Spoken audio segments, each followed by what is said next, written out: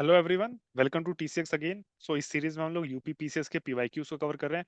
और अभी तक हमने 10 साल से ज़्यादा के 10 या 11 साल आई थिंक के पेपर कवर कर लिए हैं। ठीक है, अब इस सीरीज इस वीडियो में हम लोग 2013 के पेपर को कवर करेंगे। और मेरे ख्याल से 3 या 4 पेपर के बाद 2010 तक कवर करके ठीक है इस सीरीज को फिनिश करेंगे। उसके बाद क्विक रिवीजन सीरीज वाली सीरीज शुरू करेंगे, 3 या 4 वीडियोस की आएगी। और उसमें मोस्टली जो आपके स्टैटिक पार्ट होगा, जीएस का स्टैटिक पार्ट, उसका रिवीजन होगा। ठीक है, तो चलिए शुरू करते हैं फर्स्ट क्वेश्चन के साथ। अच्छा, और इसका पीडीएफ जो है आपको टेलीग्राम चैनल पे मिलेगा। टेलीग्राम चैनल का लिंक आपको डिस्क्रिप्शन बॉक्स में मिल जाएगा। ठीक है, फिर ज्यादा इधर उधर की बात करते ना करें और फिर ज्यादा शुरू करते हैं। क्वेश्चन नंबर 1 से, history of India and Indian national movement से। क्वेश्चन नंबर 1 क्या बोलता है? The Chinese writer mention India by the name of. ठीक है, चाइनीज वाला भी याद रखना है, ये यिंतु बोलते थे चाइनीज। ठीक है, जापानीज नेम क्या था? तेंजिकू। तेंजिकू का मतलब क्या होता है? स्वर्ग का केंद्र, हेवनली सेंटर। ठीक है, उसका नाम होता है तेंजिकू। ठीक है, वो जापानीज लोग बोलते थे। फिर ये देखिए, ये जो फोको की ये नाम दिया हुआ है, ये फाहियान की लिखी बुक है। फाहियान चंद्रगुप्त सेकंड के टाइम पे आए थे। और ये जो है सी यू की, ये ह्यूएन सांग की बुक है। ह्यूएन सांग जो हर्षवर्धन के टाइम पे आए थे। तो अगर क्रोनोलॉजी में अरेंज करने के लिए तो ये भी याद रखिएगा। फिर ह्यूएन सांग के बाद कौन आया था? इत्सिंग। ठीक है, वो भी कहाँ के थे? वो भी चाइना के ट्रेवलर थे। Then question number 2, the earliest occurrence of the mantra famous as Gayatri mantra. देखिए, गायत्री मंत्र जो है दो लोगों के लिए फेमस है। एक तो जो सावित्री के लिए फेमस है, देन सन वर्शिप के लिए। ठीक है, सूर्य देवता के लिए जो गायत्री मंत्र है, ओम भूर्भुवः स्वः। ठीक है, वो किसके लिए फेमस है? इनके लिए फेमस है। और किसमें मेंशन है? ऋग्वेद के थर्ड मंडल में। मंडल का मतलब वॉल्यूम्स। तो ऋग्वेद की कितनी है टोटल? 10 मंडल्स हैं ऋग्वेद में। ठीक है, और एक मंडल में जो है दसराजन युद्ध का भी जिक्र है। ठीक है, वो भी याद रखिएगा, थर्ड मंडल में है ये। Then question number 3, which among the following was the last to be initiated in his religion by Gautam Buddha. ठीक है, कौन था लास्ट जिसको इनिशिएट किया था, मतलब अपनी मृत्यु से पहले किसको सबसे पहले किया था? और सबसे लास्ट में किया था। और सबसे पहले तो देखिए आनंद को किया था इन्होंने। ठीक है, और सबसे लास्ट में किया था ये सुबद्धा को। ठीक है, इन्होंने सबसे मृत्यु से पहले सबसे लास्ट ये व्यक्ति थे जिनको गौतम बुद्ध ने खुद बुद्धिज्म धर्म में इनिशिएट किया था, मतलब मिलाया था। ठीक, और पहला सरमन ऑब्वियसली उन्होंने सारनाथ में दिया था, जिसको धम्मचक्र परिवर्तन कहते हैं। कुशीनगर में मृत्यु हुई थी, उसको महापरिनिर्वाण बोलते हैं। और निर्वाण उन्होंने बोध गया में हासिल किया था। बोध गया का पुराना नाम क्या था? उरुवेला। ठीक है, बोधि वृक्ष के नीचे कौन सी नदी की है? निरांजना, जिसको फाल्गु नदी भी कहते हैं, वो वहां पे है। ठीक है, इसके अलावा जो श्रावस्ती में सबसे ज्यादा समय बिताया था इन्होंने। और कपिल वस्तु लुम्बिनी में उनका उनका जन्म हुआ था। और जब उन्होंने अपना घर छोड़ा था तो उसको कहते हैं ग्रेट डिपार्चर। ग्रेट डिपार्चर के नाम से जाना जाता है, या फिर महाभिनिष्क्रमण। ठीक है, और फिर इन्होंने वो भी दिए थे 4 नोबल ट्रुथ्स। 4 नोबल ट्रुथ से पार करने के लिए एक अष्टांगिक मार्ग सुझाया था। ये सारे चीजें बुद्धिज्म से रिलेटेड है, सब याद रखना है। फिर सीता, देखिए मौर्य समय में सीता कहते थे, और मुगल्स या इस्लामिक रूल्स में खलीसा कहते थे। ये जो रॉयल किंग के अंडर, मतलब रॉयल के अंडर में जो डायरेक्टली लैंड होता था ना, जो क्राउन लैंड, मतलब आज के समय बोले तो सरकारी जमीन। ठीक है, तो वो होता था वो कहते थे सीता मौर्य एम्पायर में, और मुगल्स के समय में खलीसा कहते थे उसको। ठीक है, तो याद रखिएगा। हालांकि अगर सीता जो है वैसे आए तो कंफ्यूज रखते हैं आप, गॉडेस भी मार सकते हैं कि माता सीता की बात हो रही है, लेकिन सीता का मतलब रिवेन्यू जो क्राउन लैंड से आ रहा है। ठीक है, वो उसको सीता बोलते थे। उसका सीता जी का नाम भी इसी नाम पे पड़ा था, क्योंकि वो जो कैसे निकली थी, धरती फाड़ के निकली थी ना। तो धरती फाड़ के निकली थी तो धरती से उत्पन्न हुई थी, इसलिए उनका नाम सीता रखा गया। तो सिमिलरली धरती से ही उत्पन्न जो रिवेन्यू होता है उसको सीता बोलते हैं। ठीक है, और मुगल्स के टाइम पे इसको खलीसा बोलते थे, जो सरकारी जमीन होती थी। देन क्वेश्चन नंबर 5 क्या बोलता है? इसमें से कौन अलवार संत नहीं है? देखिए, अलवार जो होते थे कौन होते थे? ये विष्णु जी के की पूजा करते थे। और एक होते थे नैनार। नैनार जो है वो होते थे आपके शिव जी के। तो इनको याद रखने का तरीका क्या है? देखिए, शिव जी की एक तीसरी आंख होती थी, यहाँ पे नयन होते थे। ठीक है, उससे याद रख लीजिए कि नयन है तो नैनार। ठीक है, हालांकि ये कोई एग्जैक्ट तरीका नहीं है याद करने का, लेकिन ट्रिक के तौर पे इसको याद कर सकते हैं कि नैनार जो है वो शिव के उपासक थे। टोटल 63 नैनार्स का जिक्र मिलता है। और टोटल 12 जो है वो अलवार्स का जिक्र मिलता है। ठीक है, 12 में से 11 तो मेल थे, और एक थी फीमेल। फीमेल का नाम क्या था? अंडाल। ठीक, बहुत इंपॉर्टेंट नाम है, इनको जरूर याद रखिएगा। और इनमें से जो त्रिज्ञान है, ठीक है, ये हैं आपके नैनार हैं। ठीक है, बाकी सब जो है आपके अलवार हैं। ठीक है, सबका नाम याद रखने की जरूरत नहीं है, बस ये ना याद रख लीजिए। ये हालांकि ये क्वेश्चन अगर आता है इस तरह के, छोड़ने के लायक है। लेकिन ये चीज फैक्ट जरूर याद रखिएगा कि अंडाल जो है किसका नाम है? वो फीमेल अलवार हैं। ठीक है, अंडाल। देन क्वेश्चन नंबर 6 क्या है, who was the medieval king responsible for introducing the silver coin टंका इन द नॉर्थ इंडिया। देखिए दो किया था, एक सिल्वर कॉइन टंका और एक जीतल, ठीक है। ये था आपका कॉपर का कॉइन, और एक टंका में होता था 48 जीतल, और इन्होंने ही इक्ता इक्ता सिस्टम इंट्रोड्यूस किया था, ठीक है। फिर चलीसा बनाया था, कुतुब मीनार को कंप्लीट किया था, बनाया नहीं था, इनिशिएट तो ऑब्वियसली कुतुबुद्दीन ऐबक ने किया था, कुतुब मीनार को कंप्लीट किया था इन्होंने, ठीक है। कौन थे? इल्तुतमिश।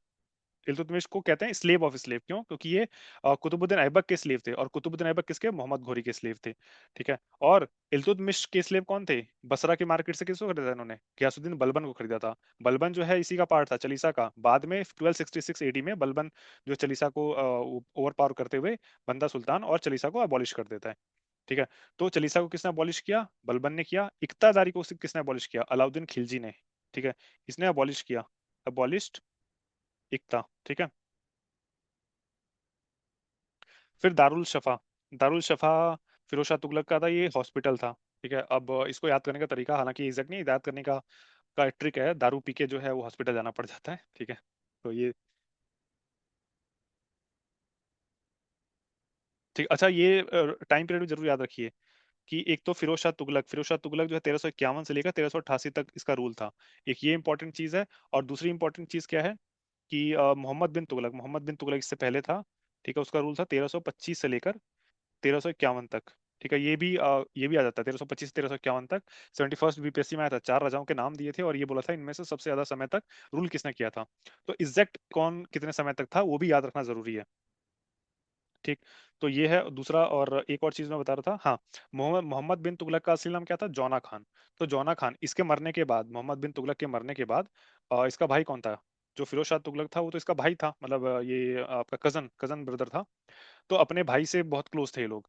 तो अपने भाई की याद में, जौना खान की याद में, इसने जौनपुर सिटी जो है वो एस्टैब्लिश की थी। तो जौनपुर सिटी किसने एस्टैब्लिश की थी? वो की थी फिरोज शाह तुगलक ने, ठीक है। और जौनपुर को कहते हैं Siraj of the east. Siraj of the east क्यों कहते थे? क्योंकि सिराज नाम की जो जगह थी ईरान में, आज के समय ईरान में, उस समय फारस का हुआ सफाविद अंपायर वगैरह हुआ करते थे। तो उस समय इस्लामिक लर्निंग का एक बहुत बड़ा सेंटर था, ठीक है। तो उसी के तर्ज पर जौनपुर को भी इस्लामिक लर्निंग के लिए जो है वो स्टैब्लिश किया गया था। तो इसलिए इसको बोलते थे सिराज ऑफ द ईस्ट। और वहां पे रूल कौन करती थी? शर्की डायनेस्टी। शर्की डायनेस्टी का फाउंडर कौन था? मलिक सरवर। ये सारे क्वेश्चन पूछे हुए हैं, इसलिए बता रहा हूँ मैं सारा डिटेल में। देन क्वेश्चन नंबर 8 क्या है, who translated Ramayana into Persian in accordance with the wishes of Akbar, ठीक है। किसने किया था? ये किया था आपका अब्दुल कादिर बदायूनी ने, ठीक। ये इंपॉर्टेंट है, इन्होंने किया था। इनका नाम जरूर याद रखना है। अच्छा, अब्दुल रहीम खाने खाना, ये कौन है? ये आपके बैरम खान के पुत्र, ठीक है। बैरम खान के पुत्र थे अब्दुल रहीम खानी खाना, जो आपका दोहे सुनते हैं रहीम दास के, जो रहीमन धागा प्रेम का मत छोड़ो चिटका, ये वही हैं। और अबुल फजल ऑब्वियसली एक नौरत्न में से एक थे, तो इन्होंने ही जो एनी अकबरी लिखी थी, एनी अकबरी। और इसी का एक पार्ट है, थर्ड वॉल्यूम था अकबरनामा। और फैजी फैजी इन्हीं के भाई थे अबुल फजल के, और ये भी नौरत्न में से एक थे।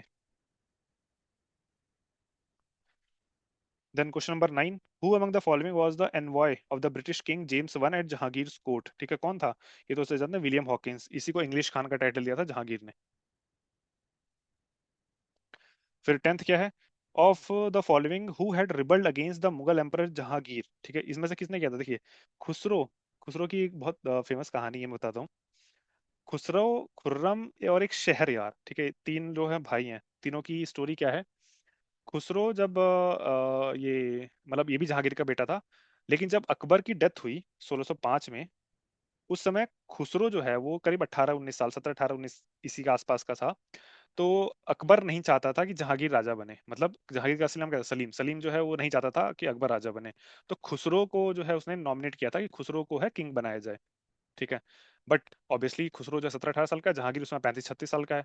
तो जो एक्सपीरियंस जहांगीर को ज्यादा है, मैच्योरिटी जहांगीर में ज्यादा है, और मिलिट्री प्रोवेस भी उसमें ज्यादा है। तो खुसरो को जो है क्या किया, इसने कैद कर लिया। एक ये इंपॉर्टेंट चीज, खुसरो कैद किया, और खुसरो को जो है फिर भाग गया। वो भाग के कहाँ गया? जो फिफ्थ सिख गुरु थे अर्जुन देव, ठीक है, उनके पास गए। फिफ्थ सिख गुरु अर्जुन देव, उन्होंने ही जो है स्टार्ट किया था आपका ये कौन सा गुरु ग्रंथ साहिब को कंपाइल करना, ठीक है। बाद में जहांगीर ने जो उनको मरवा दिया था, और ये गुरु अर्जुन देव जी को, ठीक है। तो यहाँ से हुआ। और खुसरो को जो है ब्लाइंड करके, ठीक है, ब्लाइंड करके जो है जेल में बंद कर दिया था। तो ये खुसरो जो है के बारे में बोला था कि ये जरूरत से पहले ही पैदा हो गया। ठीक है, अगर थोड़े टाइम बाद पैदा होता, मान लीजिए उस साल 10 साल का रहा होता उस टाइम, तो इतना कोई बवाल नहीं होता। फिर दूसरा है खुर्रम। खुर्रम क्या है? खुर्रम इसका छोटा भाई था, लेकिन ये थोड़ा शांत रहा। और ये 1628 के आसपास, 1627-28 के आसपास में, जब जहांगीर मरने वाला था, ठीक है, उस समय खुर्रम जो है हुआ, करीब 35-36 साल के आसपास का खुर्रम हुआ। तो अब ये एक्सपीरियंस हो गया, लेकिन इसी का एक छोटा भाई था शहरयार। ठीक है, शहरयार। अब शहरयार क्या था? 1627-28 के आसपास में ये 20-21 साल का था। ठीक। तो शहरयार के बारे में बोला था कि बहुत लेट पैदा हुआ। तो जैसे ही जहांगीर मरा, तो ये जाके गद्दी बैठ गया। जब गद्दी जाके बैठ गया, तो खुर्रम ने जो है इसको मार के, और खुसरो को भी मारा, खुर्रम इसको भी मारा, और एक और भाई था फिरोज, उसको भी मार दिया। ठीक है, तो इन सबको मार के राजा बना और बाद में शाहजहां का टाइटल लिया।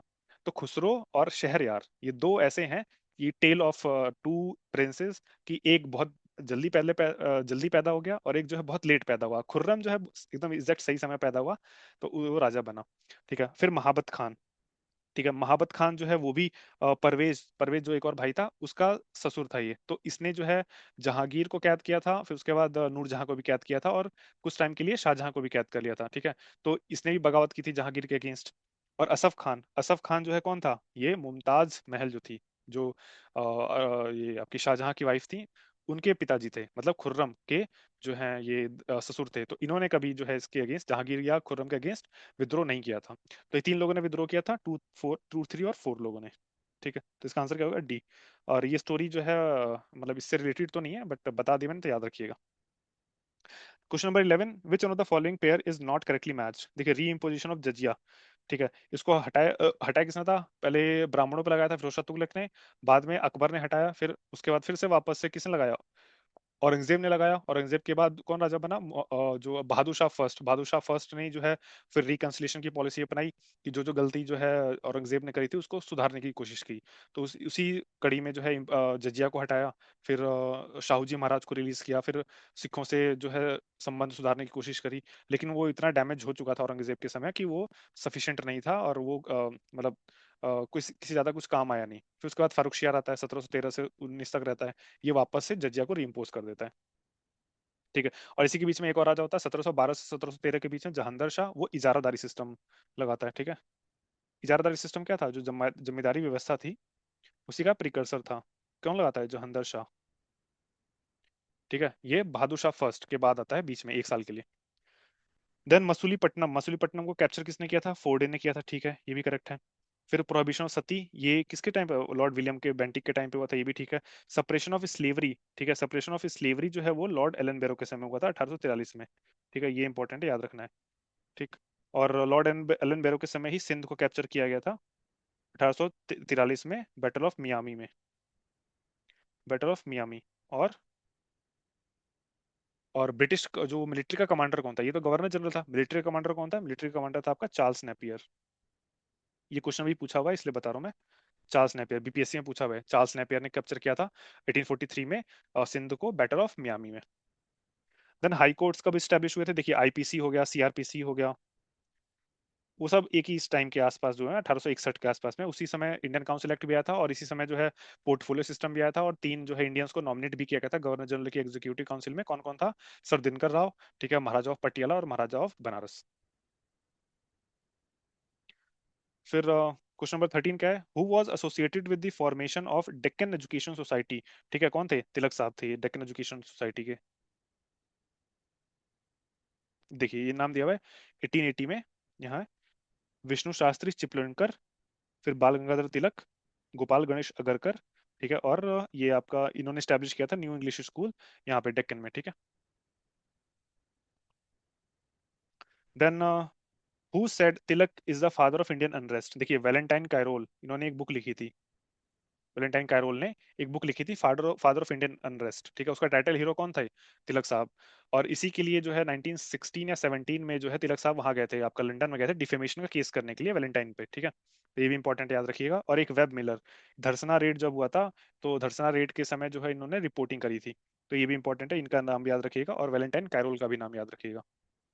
ठीक है, और लोकमान्य का तिलक टाइटल का, लोकमान्य का टाइटल, अच्छा इसके लिए दो वो हैं, विरोधाभास हैं। एक जगह देता है कि जब 1897 के दौरान उनको पहली बार सेडिशन का केस लगाया गया था उस समय दिया गया था, और कुछ सोर्सेज में लिखता है कि जब ये होम रूल लीग चला रहे थे, ठीक है, उस समय इनके लोगों ने लोकमान्य का टाइटल दिया था, ठीक है। तो इसके लिए कंफ्यूजन है, इसको भी ध्यान रखिएगा। देखिए तीन कठिया सिस्टम क्या था, 3/20 पर जो है आप वो उगाएंगे चंपारण, क्या नाम है, चंपारण कह रहा हूँ, चंपारण में था ये, इंडिगो उगाएंगे, ठीक है। Cultivation of 3/20 of the land, ठीक। और जब गांधी जी ने चंपारण रिवोल्ट किया था, ये आपका 1917 में चंपारण मूवमेंट किया था, उसमें कौन सी कमेटी बनाई गई थी, सलाई कमेटी बनाई गई थी, ठीक है, ये भी याद रखना है। फिर 16 और who among the following had resigned from the viceroy's executive council protesting Jallianwala massacre, ठीक है, आर शंकर नायर, जो केसरी 2 मूवी आई है वो आर शंकर नायर के ऊपर ही है, ठीक है। और रविन्द्रनाथ टैगोर ने अपना नाइटहुड वापस किया था। 17 क्या है, in which of the following session of Indian National Congress Mahatma Gandhi said Gandhi may die but Gandhism will remain forever एवर। कराची सेशन हुआ था 1931 में, स्पेशल सेशन बुलाया गया था, कब हुआ था ये, 28 मार्च के आसपास, ठीक है। और इससे पहले दो चीजें और हो चुकी थी, 5 मार्च को हुआ था आपका गांधी इरविन पैक्ट, ठीक, गांधी इम्पैक्ट। और इसी के बाद फॉलोइंग दिस 23 मार्च को भगत सिंह सुखदेव राजगुरु को फांसी दे दी गई थी। और उसी के बाद फिर 28 मार्च को कराची में हुआ था, इनका बहुत विरोध हुआ था, ठीक है, ये भी इंपॉर्टेंट है, इसके लिए भी जाना जाता है ये। और कराची सेशन को प्रिसाइड किसने किया था, पटेल साहब ने किया था, सरदार पटेल साहब ने। और उसका दूसरा ये है कि कराची सेशन में फंडामेंटल राइट्स को पहली बार कोडिफाई किया गया था। देन 18 क्या है, who among the following had demanded first the dominion status for India, ठीक है, किसने किया था, तेज बहादुर सप्रू और जयकर ने किया था, ठीक है। उसके बाद फिर फॉर्मली किसने किया, फॉर्मली जो है नेहरू कमेटी रिपोर्ट ने किया था 1928 में। और इसी के रिस्पॉन्स में दीपावली डिक्लेरेशन आया था, ठीक, लॉर्ड इरविन का। 19 after the formation of ministries in the province in 1937 Congress rule कब तक था, 28 महीने तक था। 28 महीने के बाद जब इन्होंने जो है वो किया था, रिजाइन किया था, तो इसको डे ऑफ डिलीवरेंस यानी मुक्ति दिवस की तरफ मनाया गया था। किसने मनाया था, ये मनाया था आपका मुस्लिम लीग ने। Question number 20, the Lahore session of Muslim league 1940 was presided bye, किसने प्रिसाइड किया था, ये मोहम्मद अली जिन्ना ने। इसी में आपका 23 मार्च को पाकिस्तान रेजोल्यूशन पास हुआ था 1940 में, ठीक। लियाकत अली खान कौन थे, ये इंतरिम गवर्नमेंट जब बनी थी उसमें फिनांस मिनिस्टर थे।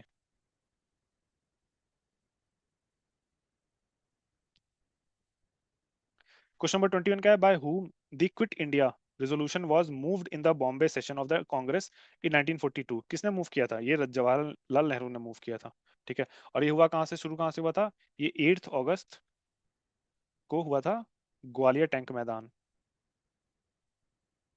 ग्वालियर टैंक मैदान कहाँ है, ये बॉम्बे में, ठीक है। फिर 22, अरुणा असफ अली इनमें से किससे एसोसिएटेड है, ये भी क्विट इंडिया मूवमेंट से एसोसिएटेड है 1942 में, ठीक है। 23 क्या है, who of the following had pleaded from the side of Indian national army officer in their red fort trial. देखिए 1948 में जब सेकंड वर्ल्ड वॉर का खत्म हुआ, तो इंडियन नेशनल आर्मी के तीन इंपॉर्टेंट जो ऑफिसर्स थे उनको कैप्चर किया गया था, कौन थे, सैगल, ढिल्लो, शाहनवाज। उस समय ये नारा भी चलता था कि लाल किले से आई आवाज, सैगल, ढिल्लो, शाहनवाज। पीके सैगल यानी प्रेम कुमार सैगल थे, गुरबख्श सिंह ढिल्लो और शाहनवाज खान, ये तीन लोग थे, तीनों के ऊपर केस चलाया गया था। और इंडियन उनकी तरफ से जो है उसको किसने प्रिसाइड किया था, मतलब किसने जो है केस लड़ा था, वो थे भूला भाई देसाई, ठीक है, भूला भाई देसाई। और इनकी अध्यक्षता में लड़ा गया था केस। और बट इनकी टीम में कौन थे, तेज बहादुर सप्रू थे, ठीक है, जवाहरलाल नेहरू भी थे, ठीक है, ये सब लोग थे इसके अंदर, तो Tej Bahadur Sapru. Then 24, the Mountbatten plan became the basis for obviously partition of India. Then 25 क्या है, lord Katherine Mayo. Lord Katherine Mayo ने क्या लिखी, अच्छा ये देखिए, ये वाली बुक बुक जो है लैरी कॉलिंस और डोमिनिक लेपरिन वाली, ठीक है। इन्होंने लिखी थी फ्रीडम एट मिडनाइट, ये पीवाईक्यू में करवाया हुआ, एक और बार करवाया हुआ है और कई बार आया हुआ है ये। फिर जवाहरलाल नेहरू की book the discovery of India और ग्लिम्पसेस ऑफ वर्ल्ड हिस्ट्री, ये तो सबको याद होना चाहिए। देन राम मनोहर लोहिया की ये है आपकी, ये guilty man of India partition. और लेडी कैथरीन मायो की है मदर इंडिया, ठीक है। तो सारे इंपॉर्टेंट बुक्स हैं, इनको याद रखिएगा। तो इसका आंसर क्या हो जाएगा, ए। फिर question number 26, the secretariat building of which state is known as Writers Building? ये वेस्ट बंगाल का है, सेक्रेटेरिएट बिल्डिंग, राइटर्स बिल्डिंग बोलते हैं इसको। किसने डिजाइन किया था? थॉमस लॉय ने 1777 में। उसके बाद दक्षिण मूर्ति आइडल ऑफ लॉर्ड शिवा, ठीक है, ये क्या करता है? ये टीचर को की फॉर्म को डिपिक्ट करता है, और ये कहाँ पे है? मीनाक्षी टेम्पल में, मदुरई में। मीनाक्षी टेम्पल किसने बनाया था? पांड्याज ने। ठीक। पल्लवास, पल्लवास के बाद जो आपके आए थे चोलास, चोलास के बाद पांड्याज। ठीक है। देन फिर India and the world geography देखते हैं। Question number 28, which of the following longitude is known as standard meridian in India? कौन सा? 82.5 डिग्री कहाँ से आता है? मिर्जापुर प्रयागराज से होते हुए जाता है ये। ठीक है। और कौन कौन स्टेट से? उत्तर प्रदेश है, मध्य प्रदेश, ठीक है, छत्तीसगढ़, उड़ीसा, आंध्र प्रदेश वगैरह। ठीक है। 5.5 घंटा जीएमटी से आगे है ये। ठीक। 1 डिग्री में 4 मिनट होता है। ठीक। तो then question number 29, which one of the following is not correctly matched? देखिए, नाथुला, नाथुला जो है आपका सिक्किम में है। एक और है जेलेपला, वो भी सिक्किम में है। ठीक है, ये भी याद रखना है। लिपू लेक ऑब्वियसली उत्तराखंड में है। लिपू लेक, लिम्पियाधुरा, ये सब, और काला पानी, ये सब डिस्प्यूट डिस्प्यूट कर दिया था। किसने किया था? वो केपी शर्मा ओली, ठीक है, जो अब हट गया है वहां से। फिर रोहतांग पास अब ऑफ कोर्स हिमाचल प्रदेश में है। फिर पालघाट जो है वो केरला में है। पालघाट कहाँ? वेस्टर्न घाट्स में, ये एक गैप है। ठीक है, पास है। ठीक, तो नाथुला गलत मैच है। फिर विच of the following river does not originate in India? ठीक है, सतलुज, सतलुज जो है शिपकिला पास जो है कहाँ है? हिमाचल में। ठीक है, वहां से एंटर करती है शिपकिला पास से। और सतलुज कहाँ से? रकसताल जो है आपका मानसरोवर में, वहां से ओरिजिनेट होती है। देन रावी, ब्यास और चेनाब, ये तो भारत में ही होती है। एडम्स ब्रिज, ये एडम्स ब्रिज कहाँ है? धनुषकोडी में। धनुषकोडी कहाँ है? रामेश्वरम के पास। जो राम सेतु है उसी को एडम्स ब्रिज बोलते हैं। फिर क्वेश्चन नंबर 32 असर्शन है, black soil is suitable for cotton, obviously basaltic lava से बन के उससे बना है ये, ब्रेक डाउन से बसाल्टिक लावा, उसकी वजह से जो है इसका कलर ब्लैक आता है। उसको रेगुर सॉइल भी बोलते हैं।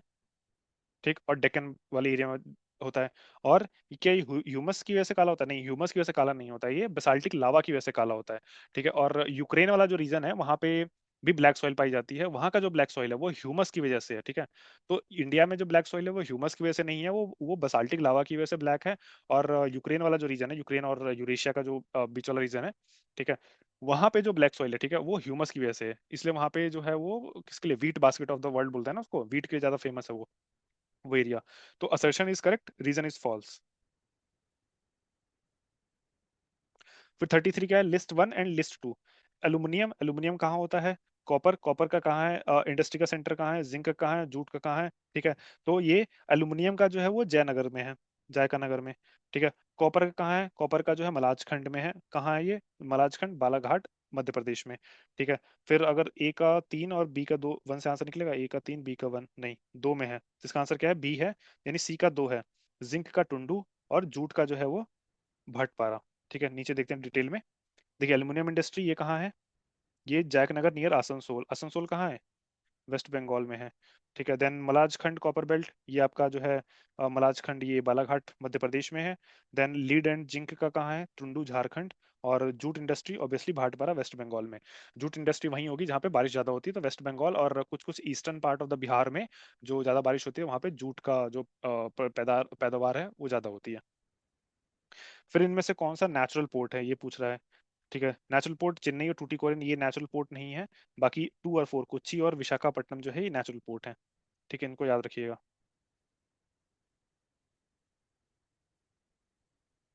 फिर क्वेश्चन नंबर 35 क्या है? Which of the following wetlands are designated as Ramsar site? देखिए, चिल्का लेक, केवलादेव, लोकटक, वुलर लेक, सारे ही रामसर साइट हैं, ये तो ठीक है। लेकिन इनमें से लोकटक और केवलादेव, ठीक है, ये दो क्या है? मॉन्ट्रियो रिकॉर्ड में भी हैं। मॉन्ट्रियो रिकॉर्ड कौन सी है? रामसर साइट्स की वो साइट्स जिनको इमीडिएट अटेंशन है देने की जरूरत है, क्योंकि वो खतरे में है। ठीक है, लोकटक और केवलादेव। पहले चिल्का लेक भी हुआ करता था, बट उन्होंने जो है कुछ एफर्ट्स लगा के उसको सुधारा, और अब वो मॉन्ट्रियो रिकॉर्ड के बाहर है। तो मॉन्ट्रियो रिकॉर्ड में अभी इंडिया के 2 साइट्स हैं। कौन सी? केवलादेव नेशनल पार्क है, और दूसरा लोकटक लेक। ठीक है, लोकटक लेक कहाँ है? मणिपुर में है। केवलादेव कहाँ है? ये आपका ये केवलादेव राजस्थान में है। चिल्का लेक जो है आपका उड़ीसा में है। वुलर जो है आपका कश्मीर में। और 2 फरवरी को मनाया जाता है इंटरनेशनल वेटलैंड डे। ठीक। अच्छा 27 रामसर साइट, ये पुराना डेटा है, 27 नहीं है, 2013 में 27 हुआ करते थे, बट अभी के समय 93 हो गए हैं। ठीक। फिर the group of stars arranged in a definite pattern, ठीक है, उसको क्या बोलते हैं, कॉन्स्टलेशन बोलते हैं, ठीक है ऑब्वियसली। एंड्रोमेडा, एंड्रोमेडा एक गैलेक्सी है, वो कहाँ है, मिल्की वे से जो जस्ट पास में गैलेक्सी है वो एंड्रोमेडा है। 37 क्या बोलता है, रिवर और डैम, देखिए कोलोराडो नदी पर जो है वो आपका हुवर डैम है, ठीक। तो ये इंपॉर्टेंट है, इसको याद रखना है।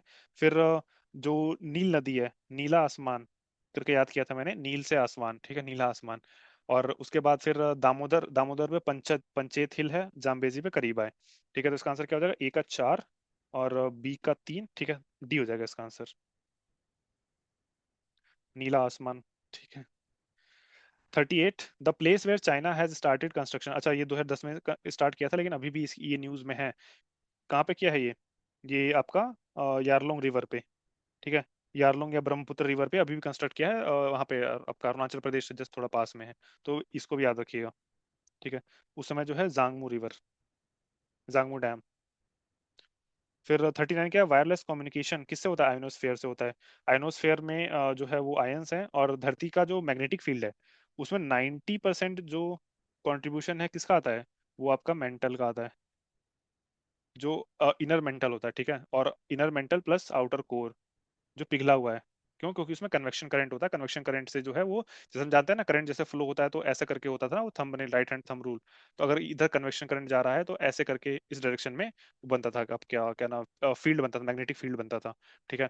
तो वहां होता है 90% सोर्स तो यहाँ से है, 9% सोर्स आपका आयनोस्फेयर से भी है। तो आयनोस्फेयर में जो आयंस है वो भी कंट्रीब्यूट करते हैं अर्थ की मैग्नेटिक फील्ड में, और बाकी 1% जो आपका ये क्रस्ट वगैरह में जितने थोड़े बहुत मेटल हैं वो कंट्रीब्यूट करते हैं। देन क्वेश्चन नंबर 40 क्या है, which of the following is not correctly matched, देखिए बोलीविया, ये एक्चुअली सारे करेक्टली मैच्ड है, बोलीविया में टिन पाया जाता है, ब्राजील में भी आयरन ओर है, मैक्सिको में सिल्वर है, पेरू में नाइट्रेट मतलब तीसरे चौथे पोजीशन पे है लेकिन नाइट्रेट पाया जाता है। लेकिन ये क्वेश्चन में पूछना क्या चाह रहा है यही क्लियर नहीं है, क्योंकि अगर ये चाह रहा है कि सबसे लार्जेस्ट प्रोड्यूसर तो बोलीविया तो ठीक है टिन में है, लेकिन ब्राजील जो है वो सेकंड लार्जेस्ट प्रोड्यूसर है उसका, फर्स्ट कौन है, फर्स्ट ऑस्ट्रेलिया है इसमें आयरन ओर में। बट पेरू में जो है नाइट्रेट पाया जाता है लेकिन तीसरे चौथे पोजीशन पे स्टिल पाया तो जाता ही है।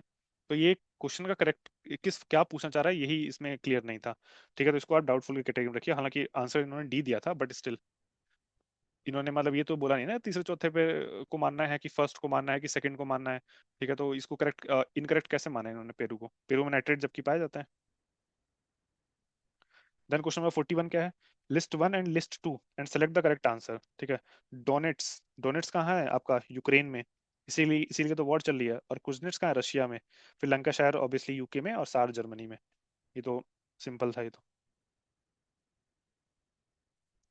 फिर अच्छा जर्मनी में ये है कोल माइनिंग बेसिन, एक और रहता है रूर बेसिन जो है ना वो भी इंपॉर्टेंट है, ये भी न्यूज में रहता है, और ये भी जर्मनी के आसपास मतलब जर्मनी फ्रांस के बॉर्डर में है लेकिन जर्मनी के अंदर पड़ता है।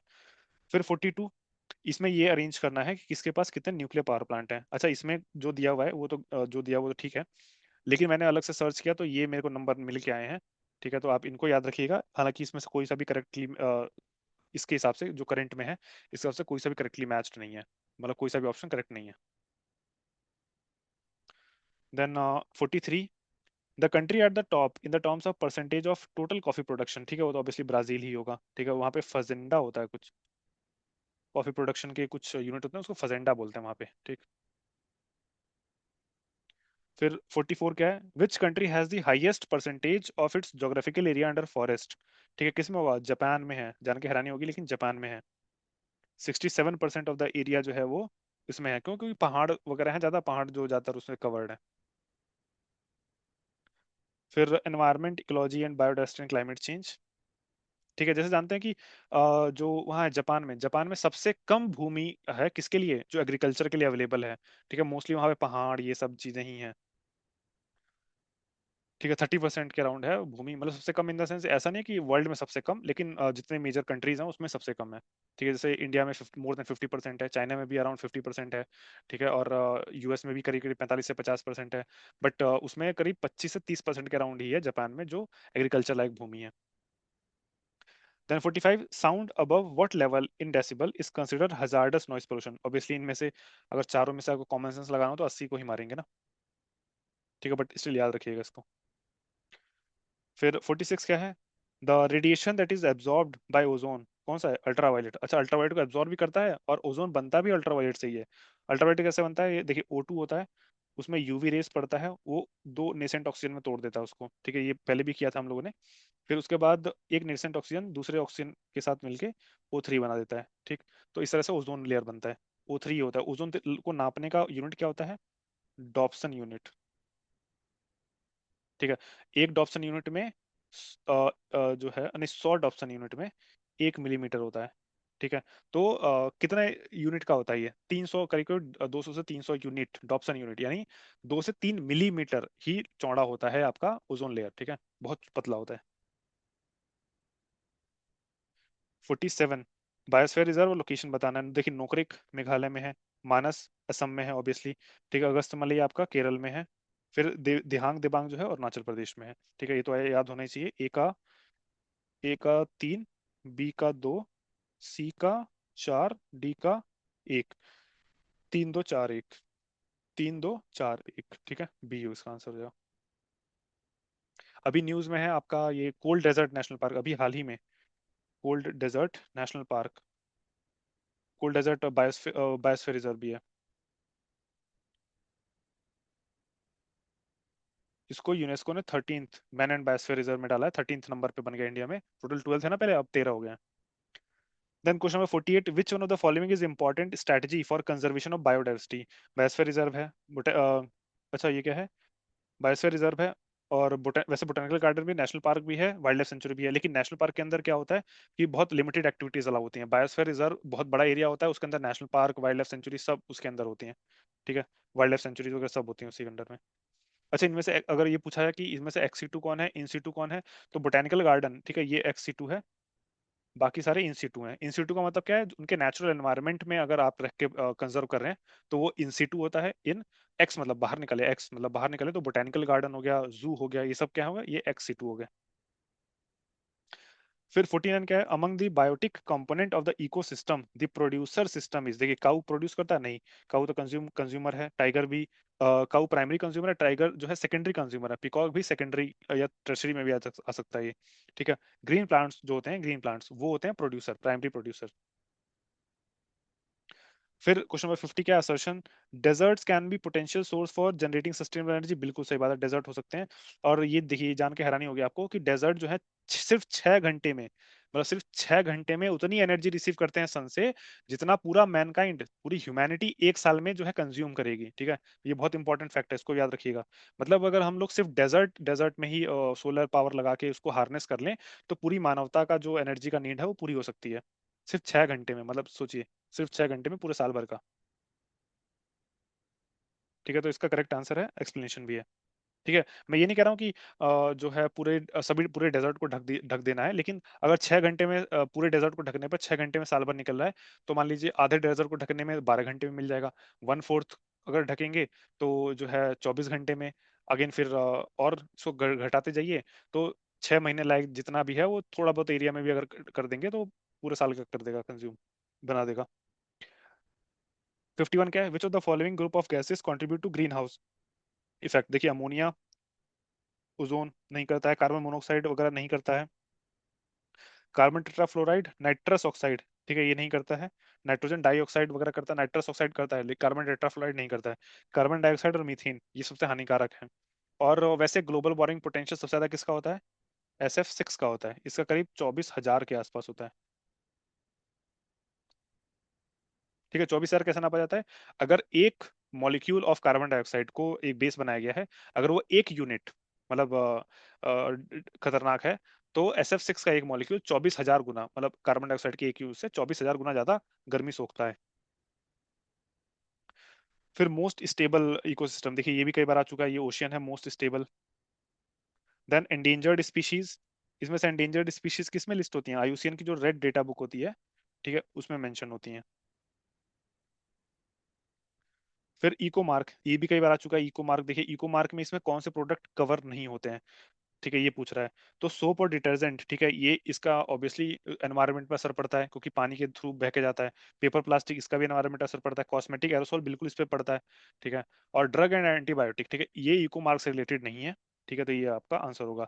और इसका अगर लोगो देखिएगा, एक इको मार्क का, एक ग्रीन कलर का जो है वो है पॉट है, और उसका शेडो बन रही है वो भी ग्रीन कलर की है।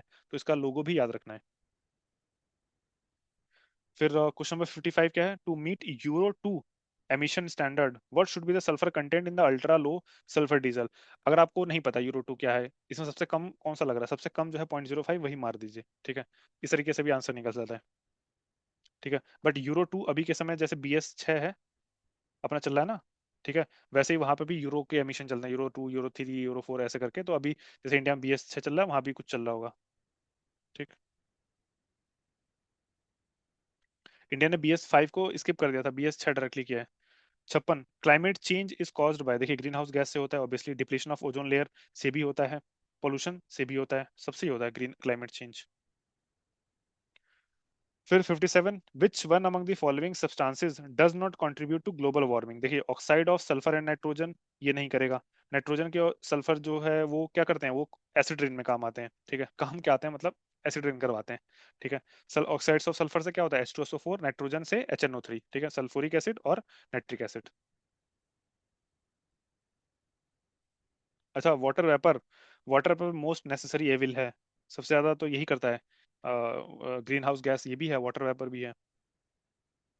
देन एजेंडा 21, जैसे हम जानते हैं कि 1992 में निकल के आया था।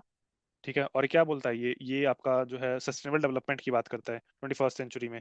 ठीक है, it is an action plan for the conservation of global environment in 21st century. ठीक है, it is related to sustainable development goal. फिर 59, which one among the following air pollutants can affect blood stream leading to death. ठीक है, कौन करता है? Carbon monoxide को, क्योंकि ये हीमोग्लोबिन के साथ मिक्स होने की इसकी टेंडेंसी ऑक्सीजन से ज्यादा है। ठीक है। फिर कैडमियम से एक बीमारी होती है, इटाई इटाई। ठीक है, और एस्बेस्टोस, ये पिछले वाली वीडियो में बताया था, जो कटरैन करके होता है गांव में, मतलब पूर्वांचल साइड जानते होंगे, पूर्वांचल साइड के लोग जानते होंगे कटरैन किसे कहते हैं। तो अगर कोई है, पिछली वीडियो में बोला था, कोई है तो जरूर कमेंट सेक्शन में लिखिएगा। फिर 60, विच one of the following is a bio indicator of air pollution. देखिए ये मोस्टली हर अल्टरनेट ईयर में रिपीट कर ही रहा है, एक एक साल छोड़ के कर रहा है, ये लाइकेंस है। ठीक। ये देखिए, acid rain is due to air pollution by nitrous oxide और सल्फर डाइऑक्साइड, अभी देखा था पीछे। फिर 62 क्या है? Biosphere reserve. अच्छा, ये टाइटल किसने दिया था? देखिए बायोस्फीयर रिजर्व जो है इन्होंने दिया था। इकोसिस्टम वगैरह किसने दिया था? देखिए यहाँ दिया है। बायोस्फीयर रिजर्व का जो है इन्होंने दिया था। देन ये है इकोसिस्टम, ये टेंसली ने दिया था। इकोलॉजी, हैक्कल ने दिया था। बायोडायवर्सिटी टर्म जो है वो वॉल्टर रोजन ने दिया था। ठीक है, 1986 में। फिर यूरो एमिशन नॉर्म्स, देखिए कई बार आ चुका है। यूरो एमिशन नॉर्म्स किससे रिलेटेड है? Set the standard and these represent a package setting limit for emission from vehicle. मतलब व्हीकल के एमिशन को रोकने के लिए है, तो क्या क्या रोकेगा? देखिए, कार्बन मोनोऑक्साइड भी रोकेगा, हाइड्रोजन हाइड्रोकार्बन भी रोकेगा, नाइट्रोजन ऑक्साइड भी रोकेगा, सारे ही रोकेगा। देन अब आते हैं इंडियन पॉलिटी एंड गवर्नेंस पर। Question number 64, which one among the following is not correctly matched. देखिए आर्टिकल 39A 42nd अमेंडमेंट से ऐड किया गया था। ठीक है, इक्वल जस्टिस है, फ्री लीगल एड, बिल्कुल ठीक है। और इसी का यूज करते हुए 1987 में नालसा एक्ट पास किया गया था। ठीक है। Then article 40, organisation of village panchayat. ठीक है, ये DPSP का पार्ट है, और मतलब ऑब्वियसली सारे DPSP के पार्ट हैं, लेकिन ये जो है गांधी उसमें है। 44 में यूनिफॉर्म सिविल कोड। ठीक है, ये भी ठीक है। देन 48 में क्या है आपका? एक स्लॉटर ऑफ काऊ है, और 48A में जो है प्रोटेक्शन ऑफ एनवायरमेंट से रिलेटेड है। Separation of judiciary from executive किसमें है? 50 में। तो ये इनकरेक्टली मैच्ड है। फिर 65, विच one among the following statement is not correct. The constitutional amendment bill has to be passed by both houses of the parliament separately with special majority। ये तो ठीक है भाई, सब स्पेशली स्पेशल मेजोरिटी से पास करनी होती है। स्पेशल मेजोरिटी क्या होती है? 2/3 of present and voting plus 50% of the total. ठीक। किस आर्टिकल में? 368 में। Constitutional cases in supreme court are heard by minimum 5 जजेस बेंचेस, बिल्कुल ठीक है। आर्टिकल 145 क्लॉज 3 में दिया हुआ ये, मिनिमम 5 जजों की बेंच होनी चाहिए संवैधानिक संवैधानिक पीठ में। फिर freedom of press is included in the fundamental right of, बिल्कुल ये भी है, आर्टिकल 19 के अंडर में जो है फ्रीडम ऑफ प्रेस भी उसी में इंक्लूड है, आपका freedom of speech and expression के अंडर में। फिर Zakir Hussain was the first vice president, नहीं जाकिर हुसैन बाद में बने थे प्रेसिडेंट, लेकिन पहले कौन थे? एस राधाकृष्णन, जिनके नाम पे ये मनाते हैं हम लोग 5 सितंबर को, चिल्ड्रंस डे। ये दो बार जो है वाइस प्रेसिडेंट रहे, 1952 से 57, फिर 57 से 62, फिर 62 से लेकर 67 तक ये वो भी रहे आपके प्रेसिडेंट भी रहे। फिर 67 से लेकर जाकिर हुसैन बनते हैं, और 69 में 1969 में इनकी डेथ हो जाती है, मतलब in office, he died in office. अच्छा ये इसका बता दें, छोटे छोटे थे हम लोग तो ये कहीं टर्म पढ़ते थे ना कि ही डाइड इन ऑफिस, तो हम लोग समझते थे कि ऐसे टेबल चेयर पे ऑफिस में बैठे बैठे मर गए। मतलब office, but office died in office का मतलब होता है मतलब अपना जो कार्यकाल जो है वो पूरा नहीं हुआ था, कार्यकाल के समय में ही मर गए, वो होता है died in office. But obviously छोटे थे तो ये सोचते थे, लिटरल मीनिंग निकालते थे, डाइड इन ऑफिस मतलब ऑफिस में बैठे बैठे ही मर गए। Then 66, the system of proportional representation as an electoral mechanism, ठीक है, ये क्या करता है? ये जो है रिप्रेजेंटेशन ऑफ माइनॉरिटीज करता है। अच्छा इंडिया में कौन सा फॉलो होता है? First past the post method, first past the post method. इसका मतलब क्या है? इसका मतलब ये है कि अगर टोटल 100 वोट्स हैं, लोग वोट देने वाले हैं, और टोटल 6 या 7 कैंडिडेट हैं, जिस कैंडिडेट को सबसे ज्यादा वोट मिलेगा वो उस एरिया में, मतलब वो उस कॉन्स्टिट्यूंसी में जीत गया। ठीक है, इससे मतलब नहीं है कि आपको 50 80 लोगों ने रिजेक्ट कर दिया, या इससे कोई मतलब नहीं है। लेकिन आपको अगर 20 वोट भी मिले हैं, लेकिन वो सबसे ज्यादा है 6 7 कैंडिडेट में, तो आप जो है वो जीत जाएंगे। तो ये होता है first past the post method. लेकिन प्रोपोर्शनल रिप्रेजेंटेशन में क्या होता है? प्रोपोर्शनल रिप्रेजेंटेशन में क्या होता है कि कॉन्स्टिट्यूएंसी मेथड नहीं होता है, ठीक है। उसमें क्या होगा? प्रोपोर्शनल रिप्रेजेंटेशन में क्या होगा कि जितनी पार्टियां हैं, ठीक है, वो सीधे सीधे चुनाव लड़ेंगी, ठीक है, और किसी का कैंडिडेट कोई खड़ा नहीं होगा। और जिस पार्टी को, मान लीजिए किसी को, ए पार्टी को मिले 30% वोट, बी पार्टी को मिले 20% वोट, ठीक है, तो जितने भी आपके सीटें रहेंगी, जैसे अगर इंडिया में देखा है तो 543 लोकसभा सीट है, तो ए पार्टी को अगर 30% वोट मिला है, तो सीधे सीधे 30% ऑफ 543 कितना होगा? जितनी सीट्स होंगी वो उस पार्टी को अलॉट हो जाएंगी, ठीक है। तो ये होता है प्रोपोर्शनल रिप्रेजेंटेशन, मतलब जितना आपको वोट मिला है उसी के आधार पर सीट्स मिलेंगी। तो ये कहाँ फॉलो होता है? ये वाला सिस्टम फॉलो होता है इसराइल में। बट इसमें प्रॉब्लम ये है कि फिर 50% आपका जो है बहुमत लाना वो बहुत टेढ़ी खीर हो जाएगा, इसलिए इसराइल में सरकारें जो है ज्यादा लंबी नहीं चलती हैं, कोलिशन गवर्नमेंट बहुत वो है, फेमस है वहाँ पे, ठीक है। तो ये भी है, रिप्रेजेंटेशन ऑफ माइनॉरिटीज इंश्योर कैसे होगा? प्रोपोर्शनल रिप्रेजेंटेशन में। क्यों होगा? क्योंकि भाई देखिए, कोई पार्टी है एक, मान लीजिए कोई सी पार्टी है, ठीक है, अब उसको मिले हैं सिर्फ 10% वोट, ठीक। लेकिन अगर first past the post method से देखें तो 10% वोट अगर मिले हैं तो हो सकता है कि वो 0 सीट जीते, इंडिया जैसे कॉन्स्टिट्यूएंसी, इंडिया जैसे इलेक्टोरल मैकेनिज्म में, ठीक है। लेकिन अगर प्रोपोर्शनल रिप्रेजेंटेशन होता तो सीट से कोई मतलब नहीं है, 10% वोट मिला तो 10% सीट उसको अलॉट होनी ही होनी है, ठीक है। तो ये होता है प्रोपोर्शनल रिप्रेजेंटेशन। देन उसके बाद राइट टू इंफॉर्मेशन एक्ट कब आया था? 15 जून 2005 को। एक केस है MKSS, ठीक है, मजदूर किसान संगठन संघ ऐसे करके है, वो उससे रिलेटेड है, तो ये इंपॉर्टेंट केस है, इसको भी याद रखना है। फिर provision of Anglo Indian committee किस में था? आर्टिकल 331 में था, और 104th अमेंडमेंट करके इसको हटा दिया गया। फिर 69, कौन सा इसमें से करेक्ट है? It has only original jurisdiction, original jurisdiction तो है 131 में, लेकिन ओनली नहीं है, एपलेट भी है, एडवाइजरी भी है 143 में। It has original, appellate, advise, सब सब तरह की जुरिस्डिक्शन इसके पास, ठीक है, सुप्रीम कोर्ट के पास। Then 70, which one of the following is not a constitutional body? देखिए यूपीएससी है 315 में, स्टेट पब्लिक सर्विस कमीशन भी 315 में, फिनांस कमीशन 280 में, प्लानिंग कमीशन जिसको रिप्लेस करके नीति आयोग बनाया गया वो एग्जीक्यूटिव बॉडी है, नॉट कॉन्स्टिट्यूशनल बॉडी, ठीक है। Then 71st, under which one of the following articles of Indian Constitution provision of creation of or abolition of legislative council, ये किस में है? 169 में है, ठीक है। अगर मान लीजिए किसी स्टेट को क्रिएट करना है, तो क्या करेगा? एक रिजोल्यूशन पास करेगा अपने लेजिस्लेटिव असेंबली में, क्रिएट करने के लिए भी और हटाने के लिए भी, दोनों ही केसेस में रिजोल्यूशन पास करेगा स्पेशल मेजोरिटी से। State will pass the resolution with special majority, ठीक है, 2/3 of present and voting plus 50% of total.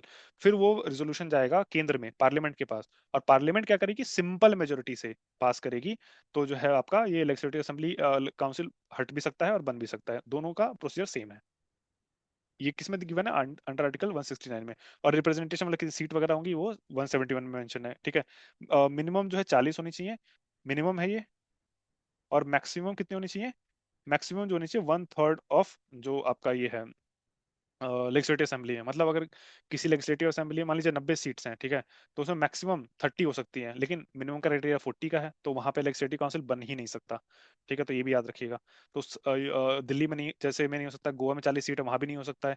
ठीक है, तो आपका यूपी में है, जैसे यूपी में 403 सीट है, 403 का वन थर्ड कितना होगा, 403 का वन थर्ड आपका होगा करीब करीब 130-35 के आसपास। ठीक है, तो मैक्सिमम उतनी हो सकती हैं। ठीक है, लेकिन है कितनी, 100 है, लेकिन और मिनिमम कितनी है, 40 हो सकती हैं। ठीक है, तो ये देखिए minimum 40, maximum one third of the जो लेजिस्लेटिव असेंबली की सीट्स हैं। फिर 72, who amongst the following is responsible for the revenue sharing agreement between the state government and local government. ठीक है, स्टेट गवर्नमेंट और local government state finance commission, और centre और state में कौन सा होता है, यूनियन फाइनेंस कमीशन। ठीक है, ये किसमें बनता है, 243 आई में, और 243 वाई में जो है आपका ये पार्ट 9 है, पार्ट 9 बी में। ठीक है, 9 ए में जो है, 1 सेकेंड, 9 में आपका पंचायत है, 9 ए में म्यूनिसिपैलिटी है, 9 बी में जो है आपका ये है कोऑपरेटिव सोसाइटी है। 73, which part of our constitution envisages third year, देखिए पार्ट 9 में है ये। फिर 74, member of the panchayat samiti are nominated by block panchayat officer, directly elected by people. ठीक है, फिर provision of the appointment of national commission of SC and ST, देखिए पहले national commission of SC ST एक ही होता था अंडर आर्टिकल 338, बाद में उसको अमेंडमेंट करके अलग किया गया। ठीक है, ये है थ्रू अ रेजोल्यूशन, नहीं नहीं रेजोल्यूशन नहीं, ये आपका कॉन्स्टिट्यूशनल अमेंडमेंट किया गया था। तो 338 में अब national commission for schedule caste है, 338 ए में national commission for schedule tribe है, और 338 बी में किस अमेंडमेंट से, 102nd अमेंडमेंट से 338 बी में जो है national commission for backward classes को कॉन्स्टिट्यूशनल स्टेटस दिया गया। स्टेटस दिया गया, क्रिएट नहीं किया गया। क्रिएट पहले से था वो, मतलब पहले as a statutory body 1990s से ही एग्जिस्ट करता था, बट उसको 102nd अमेंडमेंट से कॉन्स्टिट्यूशनल स्टेटस दिया गया। फिर 76 क्या है, who was the chairman of the committee which proposed democratic decentralisation of panchayati raj, किसने किया था, बलवंत राय मेहता, ऑब्वियसली 1957। ठीक है, अचन कुंजरू कौन थे, अचन कुंजरू जो फजल अली कमीशन था आपका, स्टेट रीऑर्गेनाइजेशन के लिए बना था। ठीक है, उसी में पार्ट थे, उसी के मेंबर थे ये। फिर economic and social development, 77, the most appropriate measure of a countries economic growth क्या होता है, पर कैपिटा इनकम। ठीक है, वैसे वो भी अप्रोप्रिएट नहीं होगा, ऑब्वियसली क्यों नहीं होगा, मान लीजिए टोटल 10 लोग हैं इकोनॉमी में। ठीक है, एक के पास जो है 91 रुपए हैं, बाकी 9 के पास एक एक रुपया है। ठीक, तो टोटल कितने हो गए, टोटल 100 रुपए हो गए, और पर कैपिटा इनकम निकालिएगा तो 10 रुपए आएगा।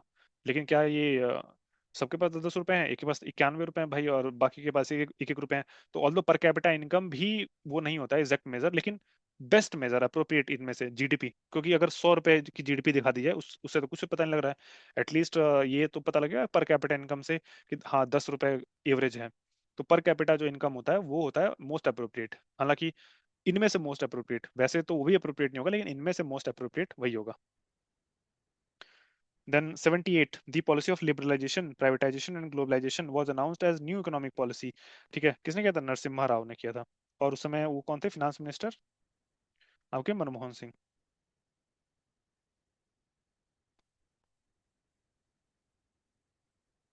1 सेकेंड, कुछ टेक्निकल इशू हो गया था, बट ठीक है। ठीक है, ये आपके नरसिम्हा राव थे, और वो कौन है आपके फिनेंस मिनिस्टर कौन थे इस समय, इसमें मनमोहन सिंह थे। ठीक, फिर 79 क्या था, Gandhi economy is based on the principle of, देखिए ट्रस्टीशिप पे था, स्टेट कंट्रोल पे क्या कौन सा था, ये कम्युनिज्म है, और कंपटीशन पे क्या कैपिटलिज्म है। Then question number 80, which one of the following is not a tax duty levied by the government of India। ठीक है, कौन सा है कौन सा नहीं है, टोल टैक्स, टोल टैक्स कौन करता है, वो स्टेट गवर्नमेंट करती है। फिर promoter of national stock exchange कौन है भाई, सारे ही हैं ये, L I C, I D B I, ये सब है। ये कब बनी थी नेशनल स्टॉक एक्सचेंज, 1994 में बनी थी। और बीएससी, बॉम्बे स्टॉक एक्सचेंज, जो टॉप 30 ब्लू चिप कंपनीज को करती है, वो कब बनी थी, 1879 में बनी थी। एशिया का ओल्डेस्ट स्टॉक एक्सचेंज कौन सा है, बॉम्बे स्टॉक एक्सचेंज। ठीक, और एनएससी में कितने होते हैं टोटल, 50 कंपनीज, निफ्टी होता है ना, एनएससी होता है निफ्टी 50। फिर फेमा, देखिए फेमा जो है वो आया था 1999 में। ठीक है, इम्प्लीमेंट किया गया था 2002 में, और इसी साल जो है prevention of money laundering act ये भी आया था 2002 में, और एक फिजिटिव इकोनॉमिक ऑफेंडर एक्ट या तो 2018 में। ये तीनों में इसलिए बता रहा हूँ क्योंकि तीनों का जो जुरिस्डिक्शन है किसके पास है, ईडी के पास। ईडी, एनफोर्समेंट डायरेक्टरेट, किसके मिनिस्ट्री के अंदर में है, फिनांस मिनिस्ट्री। ठीक है, ये ऊपर लिखा हुआ है वही चीज। फिर क्वेश्चन नंबर 83, प्रधानमंत्री ग्रामोदय योजना, ठीक है, किसके लिए है, meeting rural needs like primary education वगैरह, इस इनके लिए है ये। 2001, 2001 में आया था ये। देन इनमें से कौन सा RIDF का मैकेनिज्म नहीं है। RIDF क्या होता है, रूरल इंफ्रास्ट्रक्चर डेवलपमेंट फंड, किसके अंडर में है ये, नाबार्ड के अंडर में। ठीक है, और इसी के तर्ज पर अभी UIDF बनाया गया है, अर्बन इंफ्रास्ट्रक्चर डेवलपमेंट फंड। ठीक, तो वाटर सप्लाई करेगा, रोड भी करेगा, और इलेक्ट्रिफिकेशन भी करेगा, ये तो करेगा। इंडस्ट्री लगाना इसका काम नहीं है, इंडस्ट्री लगाना सरकार का काम, वैसे मेजर काम नहीं है। स्वधर, स्वधर क्या उस समय का रहा होगा, वुमेन इन डिफिकल्ट सर्कमस्टांसिस के लिए था ये। फिर NSS 61, ये भी पुराना डेटा होगा, इसको भी छोड़ सकते हैं। Then question number 87, which of the following countries account for about 2/3 of earning of its total export from rice trade, ठीक है, म्यांमार करता है 2/3 ऑफ द। फिर साउथ एशिया में the country with the largest percentage of aged population किसमें है, श्रीलंका में है। ठीक है, मोर देन 10%, इंडिया में 7.1%। फिर हाईएस्ट फीमेल लिटरेसी किसके अंदर में है, ठीक है, लक्षद्वीप के अंदर में, एज पर सेंसस 2011।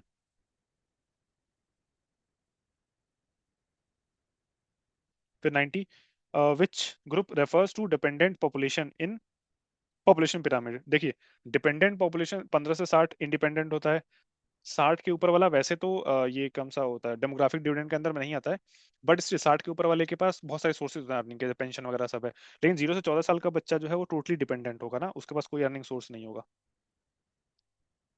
ठीक है, आंसर डी है।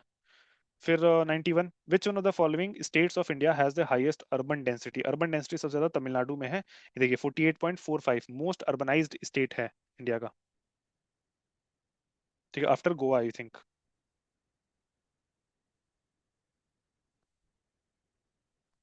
Then 92, arrange the following states in descending order in terms of their population as per the provisional data of census 2011। देखिए, इसमें सबसे ज्यादा ऑब्वियसली उत्तर प्रदेश में होगा, देन उसके बाद महाराष्ट्र में है, ठीक है, महाराष्ट्र के बाद फिर बिहार और आंध्र प्रदेश में है। ठीक, 4, 3, 2, 1, बी।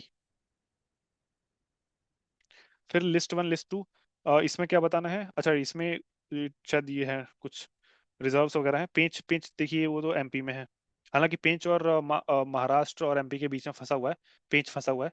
और पटराटू, पटराटू डैम है ये, यहाँ पे झारखंड में है।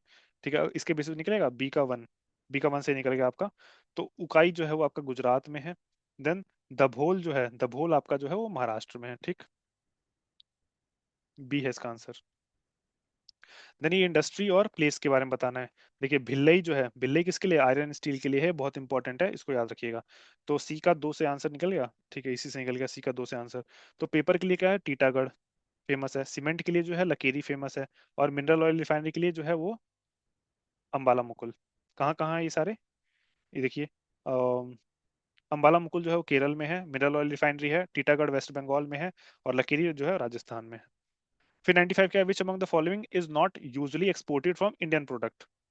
ठीक है, देखिए, व्हीट, राइस, शुगर, ये तो प्रोडक्ट होता है, लेकिन पल्सेस, पल्सेस जो है इंडिया लार्जेस्ट प्रोड्यूसर तो है, लेकिन कंज्यूमर बहुत बड़ा है, क्यों, क्योंकि यहाँ पे बहुत बड़ी पॉपुलेशन वेजिटेरियन की है। अराउंड देखिए 70% या के आसपास पॉपुलेशन तो ऐसी है जो कहती है कि हाँ नॉन वेज कंज्यूम करते हैं। लेकिन एक एग्जांपल मैं देता हूँ कि अगर इंडिया में कोई नॉनवेज कंज्यूम भी करता है तो मोस्टली लोग ऐसे हैं जो रेगुलर बेसिस पे नहीं करते हैं। जैसे फॉर एग्जांपल अगर आप अपने एग्जांपल से देखिएगा कि अगर आप भी कंज्यूम करते हैं, ठीक है, तो हार्डली ऐसा होगा महीने या 2 महीने में कभी एक बार। ठीक है, तो मोस्टली जो इंडियन पॉपुलेशन है जो बहुत रेगुलर बेसिस पे कंज्यूम करती है वो बहुत कम होगी, मुश्किल से 5 से 10%। ठीक है, तो मोस्टली जो है पल्सेस वगैरह पे ही डिपेंडेंट रहते हैं, किसके लिए, अपने प्रोटीन सोर्सेज के लिए। तो पल्स का प्रोडक्शन तो है इंडिया में, लेकिन कंजम्पशन बहुत ज्यादा है। ठीक है, इसलिए ये इंपॉर्टेंट है, इंडिया जो है पल्सेस को एक्सपोर्ट जो है वो ना के बराबर ही करता है। फिर general science and technology 96, the mirror used by dentist to examine the, ये कौन सा मिरर करता है, ये कनकेव मिरर करता है। और कन्वेक्स मिरर कहाँ लगा रहता है, वो जो रियर व्यू होता है ना, मिरर, रियर व्यू मिरर आपका गाड़ियों में, ठीक है, उसमें कन्वेक्स लगा रहता है। तो कनकेव का काम क्या होता है? छोटे चीज को बड़ा करना, ठीक है, बड़े एरिया में दिखाना। कन्वेक्स जो है वो बड़े एरिया को छोटे में कन्वर्ट करके दिखाता है। तभी आपको बैक साइड का पूरा व्यू जो है मिलता है कन्वेक्स मीटर से।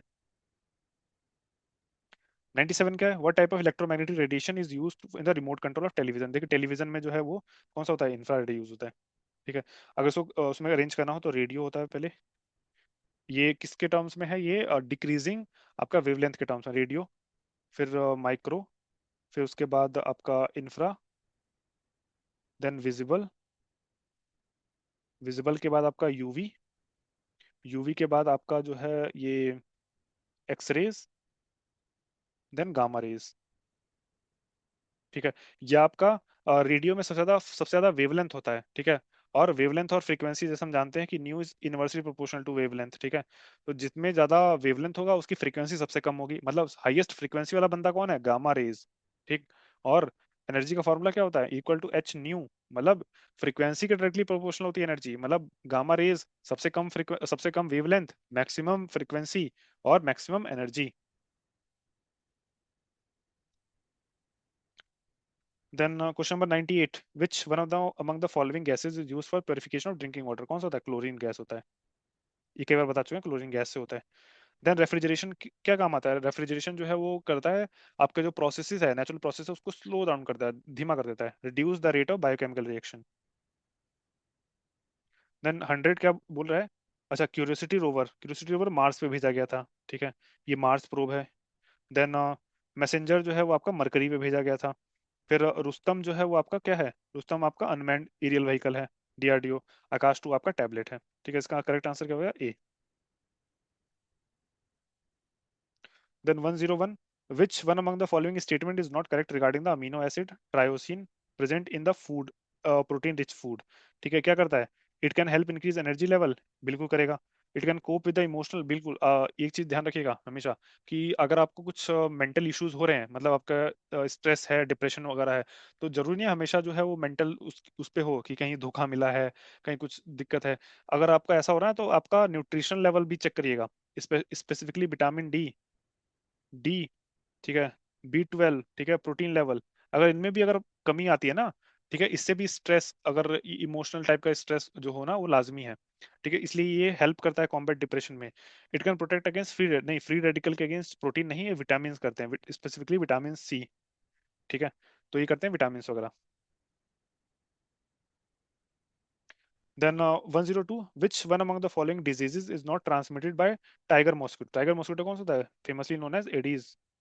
एडी से डेंगू होता है, चिकनगुनिया होता है, येलो फीवर होता है। जापानीज एंटीफ्लाइटिस जो है इससे नहीं होता है। Then disease caused by deficiency of protein क्या कहते हैं? मरासमस। मरासमस प्रोटीन की डेफिशिएंसी होता है। एक और होता है क्वाशियोरकर, क्रोशियोरकर, ठीक है। ये भी प्रोटीन की कमी, लेकिन प्रोटीन से ज्यादा ये स्पेसिफिकली ओवरऑल न्यूट्रिशन की कमी, मतलब स्टारवेशन से होता है ये। और मरासमस जो स्पेसिफिकली प्रोटीन की कमी से होता है, ठीक है। Pellagra obviously vitamin B, beri beri भी विटामिन बी से, और रिकेट जो है विटामिन डी की कमी से। फिर photosynthesis using the invisible part of the sunlight is done by, ठीक है, कौन करता है? बैक्टीरिया करते हैं। कुछ ग्रीन बैक्टीरिया होते हैं वो इनविजिबल वाला पार्ट को यूज करके जो है वो भी करते हैं, आपका फोटोसिंथेसिस करते हैं, याद रखिएगा। देन ये फिर नेशनल ये करंट इवेंट आ गया, इसमें से कुछ इंपॉर्टेंट होगा तो मार्क किया होगा मैंने वो। अदरवाइज उस समय का करंट अफेयर है जो आज के समय इररिलेवेंट है। देखते हैं कुछ मार्क किया होगा, कुछ इंपॉर्टेंट होगा तो।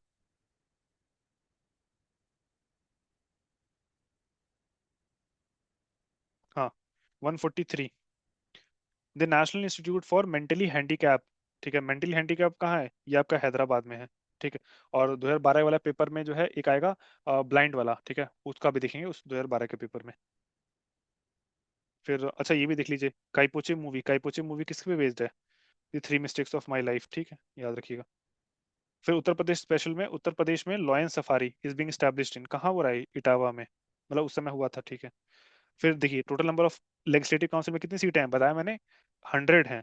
मैक्सिमम कितनी हो सकती हैं? 1/3। तो 1/3 यानी करीब करीब 403 के हिसाब से 13, 130 35 के आसपास, 130 के आसपास, ठीक है। वो मैक्सिमम हो सकती हैं, ठीक है, 130 35। लेकिन है कितनी? 100। और मिनिमम कितनी होनी चाहिए? 40। फिर उत्तर प्रदेश में आईटी सिटी, देखिए आईटी सिटी कहाँ है, लखनऊ में डेवलप किया जा रहा है, और साथ में ये भी आपका ये नोएडा में भी है, और लखनऊ में और भी हैं, अभी एआई सिटी बन रहा है, इंडिया का पहला AI city, artificial intelligence city Lucknow में। और उसके साथ जो है आपका बायोटेक्नोलॉजी पार्क, ठीक है, वो भी लखनऊ में। देन उत्तर प्रदेश जमींदारी अबोलिशन लैंड रिफॉर्म एक्ट 1950, ठीक है, किसमें है, नाइन्थ शेड्यूल में। नाइन्थ शेड्यूल कब है, देखिए फर्स्ट अमेंडमेंट से इसको ऐड किया गया था। नाइन्थ शेड्यूल, उसके अंदर क्या है, अगर कोई भी लॉ नाइन्थ शेड्यूल में डाल दिया जाता है तो वो जुडिशियल रिव्यू से इम्यून हो जाता है। लेकिन आईआर कोहेल्लो केस, ये बार बार बताया मैंने आपको, याद रखिएगा, चलिए बता देता हूँ मैं। 2007 में हुआ था।